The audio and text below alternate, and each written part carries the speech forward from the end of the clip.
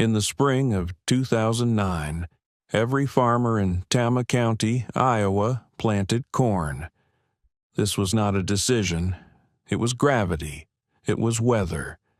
It was the kind of thing that happened the way the sun came up, not because anyone chose it, but because nobody could imagine anything else.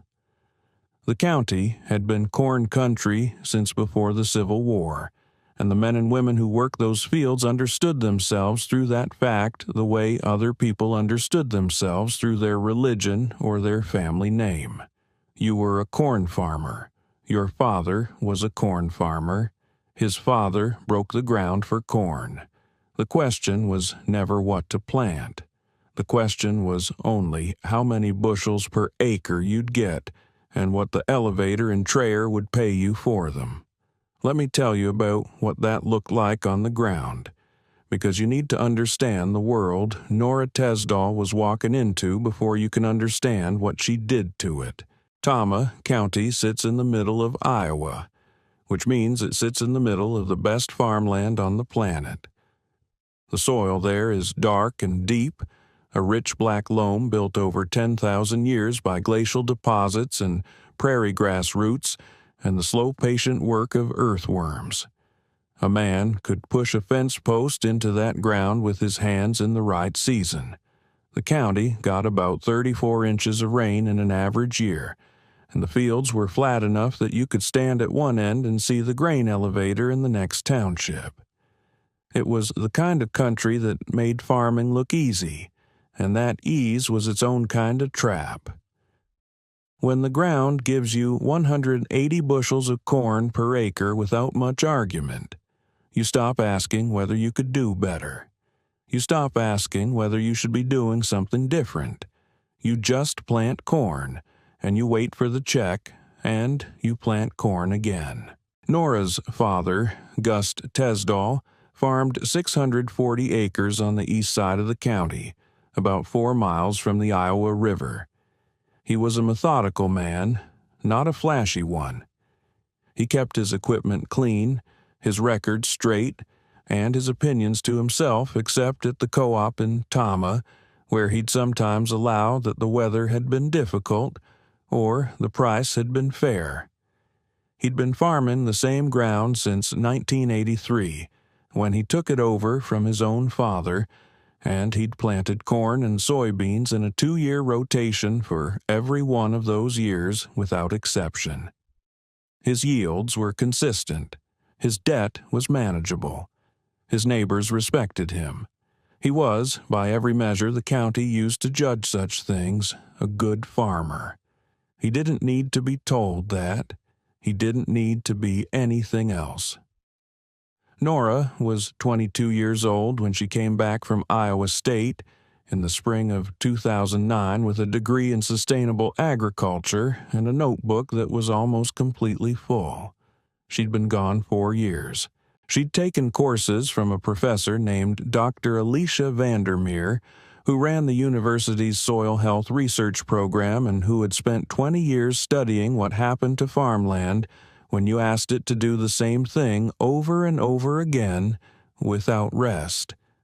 Nora had sat in the front row of Dr. Vandermeer's lecture hall for 2 semesters, and she had filled that notebook with numbers and diagrams and questions she was not yet sure she knew how to ask out loud. She came home wearing a green Iowa State jacket and carrying that notebook and looking at her father's fields the way a doctor looks at a patient who doesn't yet know something's wrong. Let me tell you about Nora Tesdall, because she's the reason this story exists, and she's different from almost every character this channel has ever told you about. She wasn't old. She wasn't experienced. She hadn't farmed a single acre in her own name. She had no calluses on her hands that she'd earned from working her father's ground, and the men at the co-op in Tama, who'd known her since she was a child, still thought of her as Gust's girl who'd gone off to college. She was 5'4", and she wore her hair in a braid, and she had her mother's habit of looking at you very directly when she talked to you, which some people found refreshing and other people found unsettling depending on how much they had to hide.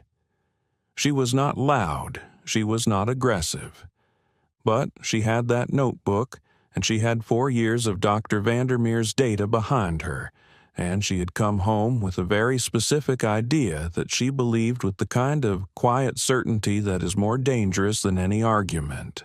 She wanted to build a compost system along the creek that ran through the east edge of her father's property, and she wanted to use it to rebuild the organic matter in his most tired ground. And she wanted to plant that ground in a diverse cover crop rotation instead of corn and soybeans, and she wanted to do all of this in a way that would make the soil hold water differently. Hold it the way it used to hold it, before 100 years of tillage had compacted the subsoil and broken the fungal networks and turned what had once been a living sponge into something that shed water like a parking lot when the rains came hard. She brought this up at the kitchen table in April of 2009 on a Sunday evening after supper when her father was drinking his coffee and her mother, Bet, was washing the dishes. Gust Tesdall listened to his daughter the way he listened to most things, quietly, with his hands wrapped around his mug, his face giving nothing away. Nora had her notebook open on the table. She had drawn a diagram of the creek bank and the field that ran alongside it, and she had written numbers in the margins. Soil organic matter percentages, water infiltration rates, yield comparisons from test plots at Iowa State, revenue per acre from diversified small grain and vegetable operations in Wisconsin and Minnesota that had switched to similar systems. She talked for 20 minutes. She was precise, and she was calm, and she did not oversell it. When she finished, the kitchen was quiet for a moment. Then Gust picked up the notebook and looked at the diagram. He turned it sideways. He set it back down. He said, "I need to think about it." And that was all. Betta Tesdall dried her hands on a dish towel and walked past the table and put her hand briefly on her daughter's shoulder. She didn't say anything. She didn't need to. Let me tell you about the science, because Nora had done the work and the work deserves to be understood. The problem with continuous corn and soybean production, the problem that Dr. Vandermeer had spent 2 decades documenting, was not that it failed in good years. It was that it quietly destroyed the conditions that made good years possible. Every time you tilled a field and planted a monoculture and harvested it clean and left the ground bare over winter, you were spending down a biological account that had taken centuries to build. The earthworms declined. The mycorrhizal fungi, the underground networks that connected plant roots to each other and to the soil's mineral wealth, those networks broke apart under the tillage and the herbicides and the absence of the root diversity that fed them. The organic matter percentage dropped. In Tama County, in the 1930s, the native prairie soils had carried organic matter levels of 6 to 8%. By 2009, most of the county's cropland was running at 2 to 3%. That doesn't sound like much of a difference until you understand what organic matter does. 1% of organic matter in the top 6 inches of an acre of soil holds approximately 20,000 gallons of water. Read that again. 20,000 gallons per percentage point per acre. A field at 6% organic matter holds roughly 80,000 more gallons of rain per acre than a field at 2%. That water doesn't run off. It doesn't carry topsoil with it into the creek. It doesn't flood the low ground. It sits in the soil and feeds the crop through the dry weeks in July and August, when the difference between a 180 bushel year and a 140 bushel year is whether the soil has anything left to give. Nora knew this. She'd seen the data from Dr. Vandermeer's long-term plots. She'd read the field trial reports from Wisconsin and from the Rodale Institute in Pennsylvania. She knew that if you could get the organic matter in a tired field from 2% back up to 4% over 5 to 7 years, using cover crops, reduced tillage, and compost applications, you could change how that field behaved in a drought and how it behaved in a flood. You could make it resilient in a way that no amount of synthetic fertilizer could replicate, because fertilizer feeds the crop, but it doesn't rebuild the soil. The compost system was the key. Nora had designed it specifically for the creekside ground, which was the lowest and wettest and most erosion-prone part of her father's property. The creek, a tributary of the Iowa River called Otter Creek, ran along the eastern boundary of the farm, and the 40 acres that bordered it had always been the most troublesome ground Gus owned. It flooded in wet springs. It compacted in dry summers. It yielded 20 to 30 bushels per acre, less than the upland ground, and it cost more to farm because of the extra passes needed to manage the drainage. Gus had considered tiling it and had decided the cost wasn't worth it. He'd considered taking it out of production and hadn't done that either. It just sat there year after year, underperforming and costing him money. Nora wanted to put the compost heap right there, at the bend in the creek where the bank was highest and the flood risk was lowest. She wanted to build windrows of organic material, crop residue, cover crop biomass, kitchen scraps from the house, manure from the neighbor's cattle operation, and let them break down over 18 months into a finished compost that she would apply to those 40 acres at 4 tons per acre for 3 consecutive years. Combined with a cover crop mix of cereal rye, hairy vetch, radishes, and crimson clover planted after the cash crop each fall, she calculated that she could raise the organic matter in that ground by 1 full percentage point within 3 years and by 2 percentage points within 6. The numbers she put in front of her father showed that if she was right, those 40 acres, which had been averaging $180 per acre in net revenue, could reach $280 per acre within 5 years, not through higher corn yields, but through a combination of reduced input costs, improved water management, and the option to diversify into small grains or vegetables on the most improved ground. She had a spreadsheet. She had citations. She had a 5-year projection with conservative, moderate, and optimistic scenarios. Gus Tesdall looked at the spreadsheet for a long time. Then he said, "Plant your 40 acres." He meant the creek ground. He meant she could have it. He did not say he believed her numbers. He did not say he thought she was right. He said, "Plant your 40 acres," and he picked up his coffee cup and carried it to the sink, and that was the end of the conversation. Now, let me tell you about Dale Crowley, because you need to understand the man before you can understand what he said and why he said it and what it cost him later to admit he'd been wrong. Dale Crowley was 61 years old in the spring of 2009, and he had been selling seed corn and crop inputs out of his operation on the east side of Tama for 34 years. He was not a bad man. He was not stupid. He had helped a lot of farmers through a lot of difficult years, and he knew the county's soils and its weather patterns and its market cycles the way a doctor knows a patient he's been treating for decades.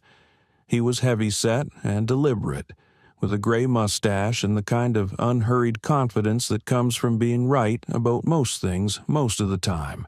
He held court at the co-op on Tuesday mornings, and farmers drove in from 20 miles away to hear what he thought about the market and the weather and what the university extension was recommending for the season. He was, in the language of Tama County, a man who knew things. He also had a very specific idea about what farming was supposed to look like, and it was an idea that had served him and his customers well enough for 30 years that he'd stopped examining it. Corn and beans, nitrogen and herbicide, tile drainage and fall tillage. That was the system. It worked. It had always worked. The people who tried to change it were usually young or naive or both, and they usually came around after a year or two of disappointing yields and went back to doing what everyone else did. Nora Tesdall came into the co-op on a Tuesday morning in late April of 2009 to pick up some supplies, and Dale Crowley was there with 4 or 5 other farmers, and someone asked her what she was planting on the creek ground this year. She said she was putting in a cover crop mix and starting a compost operation. She said it simply, the way she said most things, without apology or preamble. The silence lasted about 2 seconds. Then Dale Crowley started laughing. It wasn't a mean laugh exactly.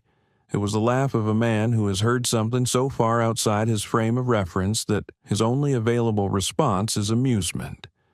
It was the laugh that says, "I am not going to argue with this because arguing would imply that this deserves to be argued with." He looked at the other farmers in the room, and a couple of them smiled and one of them looked at the floor. Dale said, "A compost heap, by the creek." He said it the way you'd repeat a punchline to make sure everyone had heard it. Gust's girl is going to fix the creek ground with a compost heap. Let me pause here and ask you something. Have you ever had an idea that you knew was right? Not because you were stubborn, not because you were proud, but because you had done the reading and you had seen the data and you understood the mechanism, and had someone laugh at it in front of other people without engaging with a single piece of the evidence? Have you ever felt the specific, particular frustration of watching a room full of adults dismiss something they hadn't taken 20 minutes to understand? That's what Nora Tesdall felt in the co-op that Tuesday morning. But she didn't show it, because she was her father's daughter, and her father's people didn't show things like that in public. She looked at Dale Crowley and she said, "The water infiltration rate on that ground is 0.3 inches per hour. The county average is 0.8. I'm going to fix that." She said it without heat. She said it the way you state a fact about the weather. Dale Crowley's smile didn't disappear, but it got a little smaller. He said, "Well, you let me know how that works out for you." And the other farmers went back to their coffee, and Nora picked up her supplies and drove home. What Dale Crowley said that morning was not unusual. It was not even particularly unkind by the standards of the place and the time. But it was the kind of dismissal that gets remembered because the people who deliver it are always so certain, and the certainty is always so complete, and it never once occurs to them that they might be the ones who don't understand.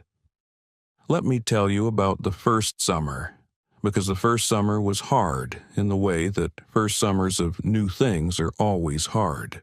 Nora built the compost windrows herself, mostly. Her father helped her set the posts for the containment structure at the bend in the creek, and a neighbor named Harlan Bontrager, who ran a small cow-calf operation, let her haul manure from his lot for the cost of the diesel. She seeded the 40 acres to a cover crop mix in early May instead of corn, and she spent the summer managing the windrows and taking soil samples and writing in her notebook. The cover crop came up thin in the dry stretch in June, and thicker after the rains in July. By September, it was knee-high and green, while the corn in the surrounding fields was starting to brown at the edges. People drove past on the county road and looked at it. A few of them stopped and asked Gust what was going on with the creek ground. Gust said his daughter was running an experiment. He said it without elaboration. He was not embarrassed by it, But he was not yet proud of it either. He was waiting, the way farmers wait for rain, not impatiently, just attentively. At the co-op that fall, Dale Crowley mentioned that Gus Tesdall's girl had planted her creek ground to weeds and was piling manure by the water. He didn't say it with particular malice. He said it the way you report local news. A couple of farmers laughed. Most of them just filed it away as a curiosity. Let me tell you about the second year, because the second year was when the numbers started to talk. In the spring of 2010, Nora applied the first batch of finished compost to the creek ground. 2 tons per acre on the first 20 acres, which was all she had ready. She seeded that ground to a small grain mix: oats, field peas, and sunflowers. The remaining 20 acres went back to cover crops for a second year of soil building. She kept her records in the notebook and on a spreadsheet she updated every week. Soil samples in March had shown that the organic matter on the composted acres had moved from 2.1% to 2.6% in a single year. The water infiltration rate had improved from 0.3 inches per hour to 0.55. It was not yet where she wanted it, but it was moving. The oat and field pea mix yielded 68 bushels of oats per acre and 24 bushels of field peas, which at that year's prices netted her $214 per acre after inputs. The corn on her father's upland ground that year netted $197 per acre after inputs. The creek ground, the worst ground on the farm, the ground that had been averaging $180 per acre in net revenue for years, had out-earned the best ground on the farm in only its second year of transition. Nora showed her father the numbers at the kitchen table in November of 2010. He looked at the spreadsheet for a long time. He said, Then he said, "What do you want to do with the other 20 next year?" She said she wanted to apply compost and plant it to sunflowers and winter wheat. He said, "All right." He picked up his coffee and carried it to the sink. That was the end of the conversation. But Betta Tesdall, washing dishes at the sink, turned around and looked at her daughter with an expression that was not quite a smile and not quite something else. She said, "She's right, you know." She said it to Gus's back. He didn't answer, but he didn't argue either. At the co-op that winter, Dale Crowley was not talking about the creek ground anymore. He was talking about input prices and the new seed varieties and whether the weather pattern was going to give them a wet spring. Nobody asked him about Nora Tesdall's experiment. It had been a year and a half, and nothing dramatic had happened, and the county had moved on to other things. That was fine with Nora. She didn't need anyone to be watching. She just needed the soil to keep moving in the right direction. Let me tell you about the third year, because the third year was when the gap became impossible to ignore. By the spring of 2011, Nora had compost applied to all 40 acres of the creek ground. The organic matter on the first 20 acres had reached 3.1%. The water infiltration rate on those acres was 0.72 inches per hour, essentially at the county average, from a starting point of 0.3. The second 20 acres were at 2.8% organic matter and 0.61 inches per hour infiltration. She had planted winter wheat on the first 20 acres the previous fall, and it had come through the winter with a strong stand. She planted sunflowers on the second 20 in late May. That year, the first 20 acres of winter wheat yielded 52 bushels per acre, and the sunflowers on the second 20 yielded 1,650 pounds per acre of seed. At that year's prices, the wheat netted $231 per acre, and the sunflowers netted $298 per acre. The average net revenue across all 40 acres was $264 per acre. The corn on her father's upland ground that year netted $189 per acre after inputs, a down year due to a late planting and a dry August. The creek ground was now out-earning the upland ground by $75 per acre. It was doing this on what had been the worst 40 acres of a 640-acre farm, on ground that had flooded twice in the previous decade and had never once in living memory produced a net revenue above $200 per acre. It was doing this without a single pound of synthetic nitrogen. It was doing this because the soil was alive in a way it hadn't been in decades, and living soil feeds crops differently than dead soil does, and Nora Tesdall had known that before she'd planted a single seed. People started driving past more slowly. A couple of farmers stopped and asked her directly what she was doing and how the numbers looked. She told them. She showed them the spreadsheet if they asked to see it. She was not triumphant about it. She was matter of fact. This is the data. This is what I did. This is what happened. She was 24 years old, and she had the patience of someone who had been right for long enough that she no longer needed anyone to confirm it. At the co-op that fall, Dale Crowley said that Gus Tesdall's girl had gotten lucky with the sunflower price. He said the market for specialty crops was volatile, and she'd come in at the right time. He said it would even out. He said these things with less certainty than he'd said the earlier things, and at least one of the farmers in the room noticed that his voice had lost some of its authority, the way a radio loses signal when you drive into a valley. But he was still talking, and the room was still mostly listening, and Nora was still just a 24-year-old woman farming 40 acres of her father's creek ground, and the county had not yet made up its mind about her. That was the fall of 2011. The summer of 2012 was coming. Let me tell you about the summer of 2012. Because the summer of 2012 was when the question stopped being theoretical. The drought came in June. It came the way Iowa droughts always come, not all at once, but in the slow withdrawal of rain, week after week, until the ground that had looked adequate in May looked desperate in July and looked finished in August. The National Weather Service would later classify it as the worst drought in the Midwest since 1988. In Tama County, the corn was already under stress by the 4th of July. By the third week of July, the leaves were rolling in the afternoon heat, which is what corn does when it's trying to conserve moisture, which is what corn does when the soil has nothing left to give it. Gus Tesdall's upland corn was rolling by July 15th.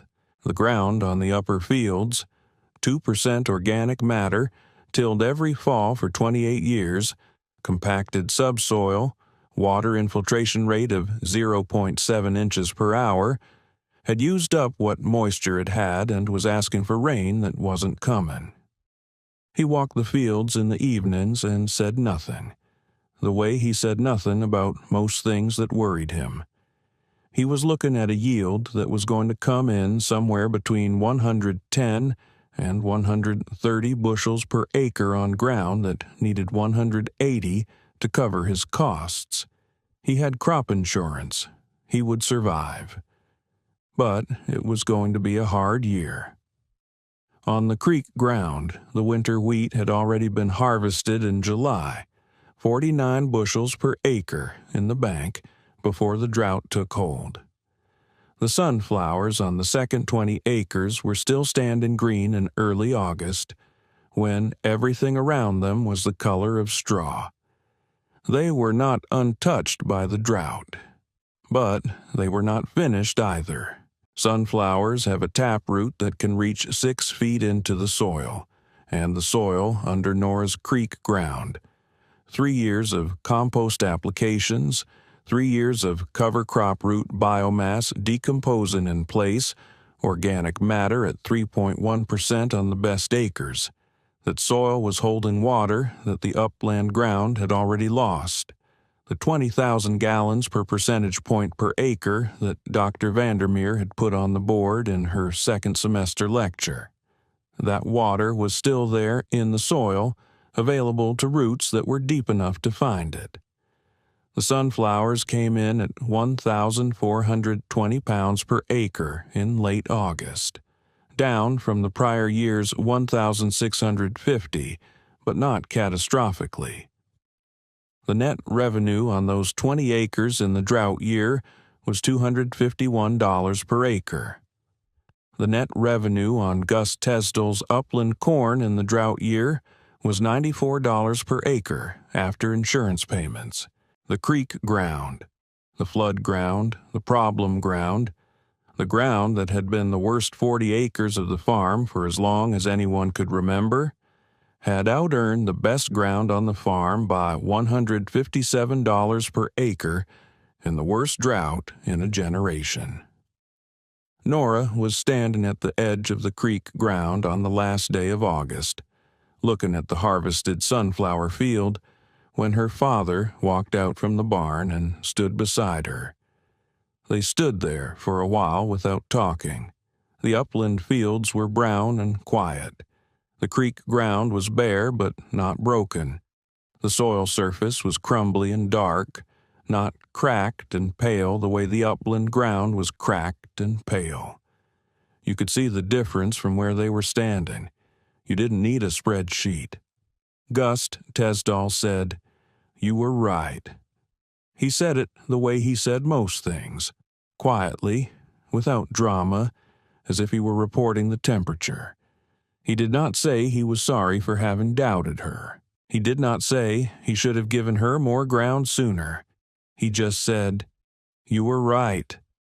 And then, after a pause, "You decide the rotation from here on out." Nora nodded. She didn't say anything. She looked at the field for another minute, and then she went inside to update her spreadsheet. Betty Tesdall was in the kitchen when she came in. She looked at her daughter's face and she said, "He said it, didn't he?" It wasn't a question. Nora said yes. Betty said, "Good." She turned back to the stove. That was all. Let me tell you about what happened in the weeks after the harvest, because the story doesn't end in the field. Word travels in a small county. Tama County had maybe 400 working farms in 2012, and most of those farmers knew each other, and all of them had just come through the worst drought in 24 years, and the ones who had driven past Gus Tesdall's creek ground on the county road in August had seen the sunflowers standing green when everything else was brown. They had filed that image away. And when the harvest numbers started circulating, the way harvest numbers always circulate in small counties, through the co-op and the elevator and the coffee shops and the church parking lots, the image came back and people started putting the two things together. By October of 2012, 3 of Nora's father's neighbors had knocked on the door and asked to talk to her. Not to Gus, to Nora. She sat with them at the kitchen table and showed them the spreadsheet and explained the soil science and described the compost system and the cover crop mixes. She was 25 years old, and she was wearing a Carhartt jacket over a flannel shirt, and her hair was in a braid, and she had grease on her hands from working on the tractor that morning. She didn't look like a professor. She looked like a farmer who had been working. The men at the table listened to her the way they would have listened to anyone who had the numbers to back up what they were saying, which is to say, carefully and without argument. She told them what she'd told her father 3 years earlier. She told them about organic matter and water infiltration and root depth and the difference between feeding a crop and building a soil. She told them it would take 3 to 5 years to see the full effect and that the first year of transition was the hardest because you were paying for the compost and the cover crop seed, and not yet seeing the full yield benefit. She told them it was not magic, it was biology, and biology worked on its own schedule. 2 of the 3 neighbors started cover crop programs on their worst ground the following spring. The 3rd said he needed to think about it. He came back in January and said he was in. Let me tell you about the morning Dale Crowley drove out to the Tesdall farm, because that morning is the reason this story is still being told. It was a Tuesday in November of 2012, which was the same day of the week he'd been holding court at the co-op for 34 years. He didn't go to the co-op that morning. He drove his truck out the county road to the Tesdall place and pulled into the yard and sat in the truck for a minute before he got out. Nora was coming out of the barn when he pulled up. She stopped and watched him get out of the truck. He was not the same man who had laughed in the co-op 3 years earlier. He was the same size, and he had the same mustache, and he was wearing the same kind of canvas jacket, but something in his posture had changed, the way a tree changes after a storm. Still standing, but you can see where the wind got to it. He walked across the yard toward her, and he said, "I was wondering if I could talk to you about what you've been doing with this ground." Nora looked at him for a moment. She said, "You told me a compost heap by the creek was going to fix my problems." She said it without malice, the way you quote a fact. You said it in front of 6 men at the co-op in April of 2009. Dale Crowley nodded. He didn't look away. He said, "I know what I said. The water infiltration rate on this ground was 0.3 inches per hour when I started," she said. "It's 0.72 now. The organic matter was 2.1%. It's 3.3 on the best acres. This ground netted $251 an acre in a drought year. Your customer's corn netted $94. He nodded again. He said, "I know." She looked at him for another moment. Then she said, "Come inside. I'll show you the spreadsheet." They sat at the kitchen table for 2 hours. Nora walked him through everything. The soil samples, the compost application rates, the cover crop mixes, the yield data, the revenue comparisons, the water infiltration measurements. She showed him Dr. Vandermeer's research papers. She showed him the field trial data from the Rodale Institute. She was not unkind. She was not triumphant. She was thorough, the way she was thorough about everything, and she answered his questions with the same directness she'd used in the co-op 3 years earlier when he'd laughed at her. At the end of the 2 hours, Dale Crowley sat back in his chair and looked at the spreadsheet for a long time. Then he said, "I've been selling these farmers the same program for 30 years. I thought I was helping them." Nora said, "You were helping them do what they already knew how to do. That's not the same as helping them do what they need to do." She paused. Then she said, "The lesson isn't that compost is better than fertilizer. The lesson is that any farm that only rebuilds yield and never rebuilds soil is a farm that needs only one drought to show you what it's actually made of." Dale Crowley didn't say anything for a moment. Then he said, "I'd like to start offering cover crop consulting to my customers. I was hoping you might be willing to help me put together the program." Nora said yes. She said it without hesitation because she had not come back from Iowa State to be right in private. She had come back to change something, and changing something required working with the people who had the relationships and the reach, even when those people had laughed at her in the co-op 3 years before. Let me tell you about the 5 years that followed, because they're the part of the story that most people in Tama County still talk about. By 2014, 11 farms in the eastern part of the county had started cover crop programs, By 2016, that number was 23.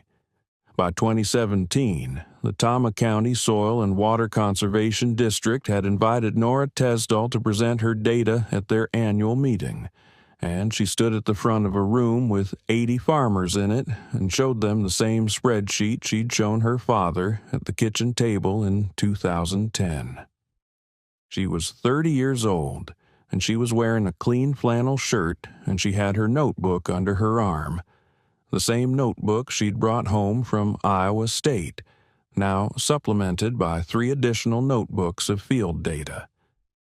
She spoke for 45 minutes. She showed them the soil sample trends, the water infiltration improvements, the revenue comparisons, the drought year performance data. She showed them what the research said and what her ground had done and what her neighbor's ground was starting to do. When she finished, Gus Tesdall stood up. He was 64 years old, and he had farmed the same 640 acres for 34 years, and he was not a man who stood up at public meetings to say things. He stood up and he said, "Everything she told you is true. I watched it happen on my own ground."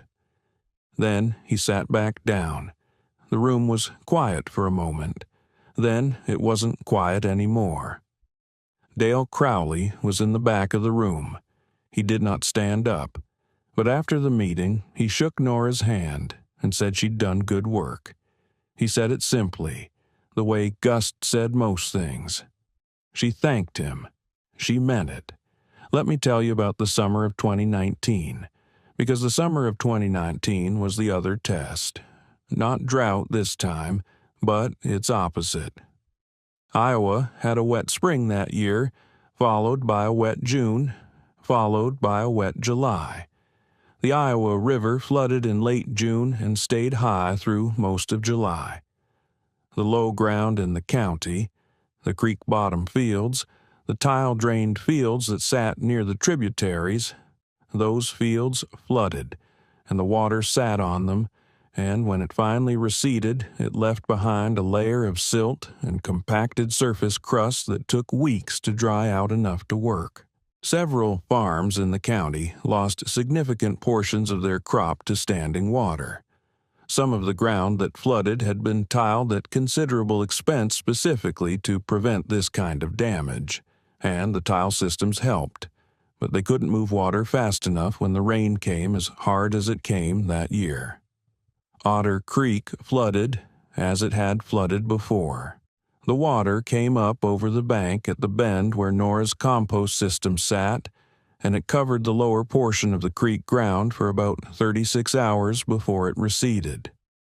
When it went back, the soil surface on Nora's acres looked different from the soil surface on the neighboring fields that had also flooded. The neighbor's ground was crusted and compacted, the silt layer sitting on top of the soil like a lid. Nora's ground was dark and crumbly, the way good soil looks after rain. The water had moved through it differently, not because the flood hadn't come, but because the soil had been able to absorb and release it without losing its structure.